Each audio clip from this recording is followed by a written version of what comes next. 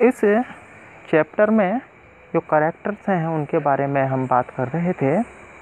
Mister Malik, श्रीमान मलिक, जो कि एक गवर्नमेंट एम्प्लॉई है। सेकंड है मिस्ट्रेस मलिक, जो कि उनकी धर्म पत्नी है। और थर्ड कैरेक्टर है उनका बेटा है। और हम देखते हैं कि इसका विवाह हो जाता है, मैरिड हो जाता है। डॉटर है उनकी, बेटी है, इसका भी विवाह हो जाता है जब हम चैप्टर को पढ़ते हैं। और डॉटर इन लोग पुत्र वधू, देखो इनका बेटा है, उनका विवाह हो जाता है और पुत्र वधू घर पर आती है, घर में आती है। और जो सन है, देखो सन है इनका ऑफिस तो जाता है, लेकिन वो किस ऑफिस में जाता है, क्या काम करता है, इसके बारे में कोई भी मेंशन नहीं किया गया है, वो क्या कार्य करता है। एक है ओल्ड वुमन, एक वृद्ध महिला है। जो वृद्ध महिला है वो मिस्ट्रेस मलिक से मदर इन लॉ है, श्रीमती मलिक की सास है।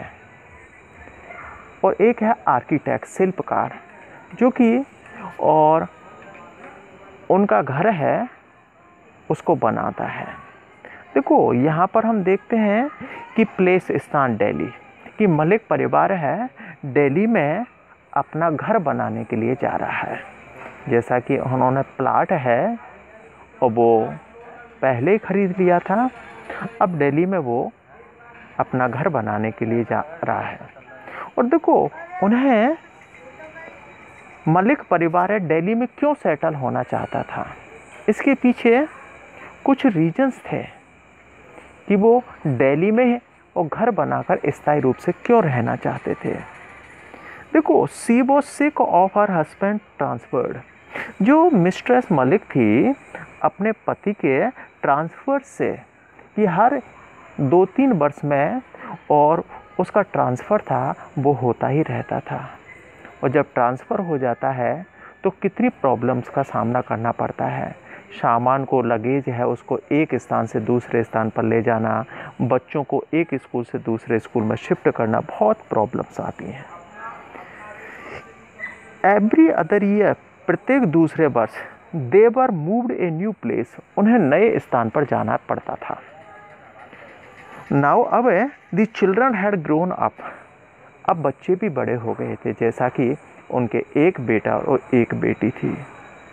इट वॉज नॉट डिजायरेबल, अब अच्छा नहीं था, to shift them school to school, कि उन्हें एक स्कूल से और दूसरे स्कूल में और शिफ्ट करना भी अच्छा नहीं था।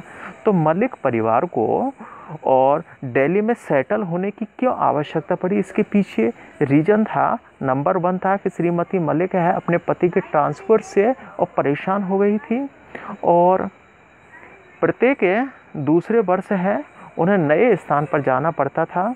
बच्चे भी अब बड़े हो गए थे और अब बच्चों को एक स्कूल से दूसरे स्कूल में और शिफ्ट करना भी और ठीक नहीं था। जो ड्राफ्ट प्लान था, ड्राफ्ट प्लान का मतलब है घर का नक्शा था। ओके, जब घर का है उस प्लाट का मैप तैयार किया गया, तो इस डिस्कशन में कौन कौन व्यक्ति शामिल थे।